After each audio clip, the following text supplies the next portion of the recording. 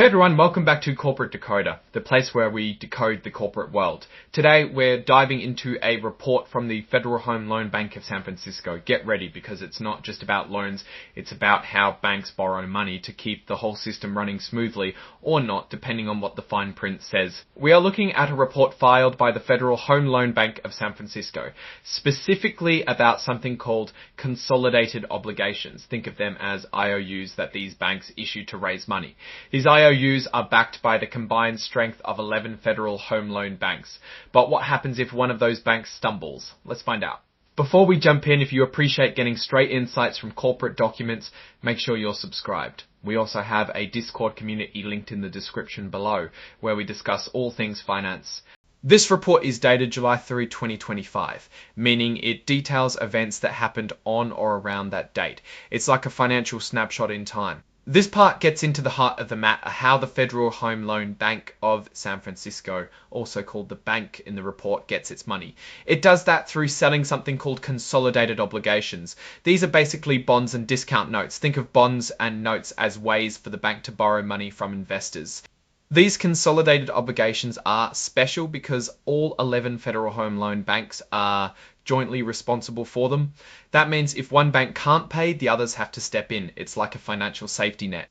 There's an agency called the Federal Housing Finance Agency for short, that keeps an eye on these banks. The finance agency can make any of the federal home loan banks pay up if another bank is struggling to cover its debts on these consolidated obligations.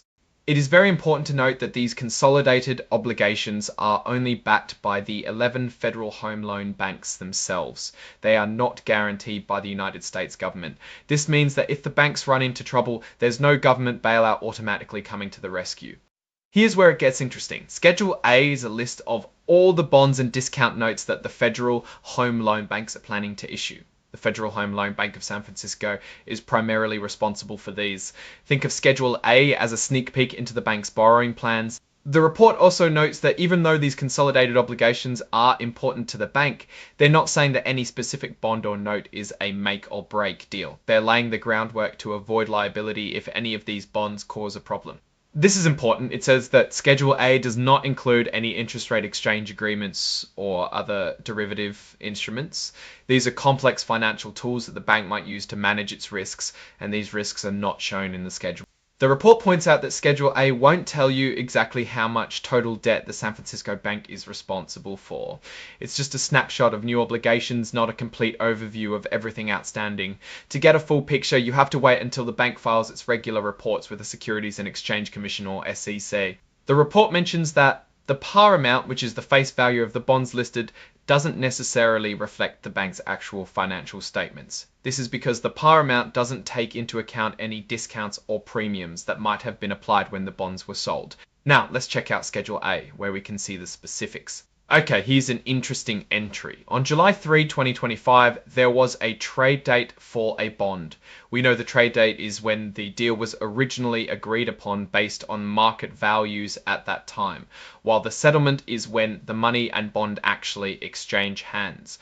That bond has a CQSIP number of 3130B6YM2, which is like a serial number for securities. This is very useful since company names can change. It will mature on July 10, 2030, meaning that's when the bank has to pay back the principal or face amount of the bond.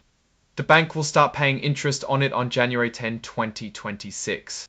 This bond can be redeemed early, which means that the bank has the option to pay it off before the maturity date, should they want to.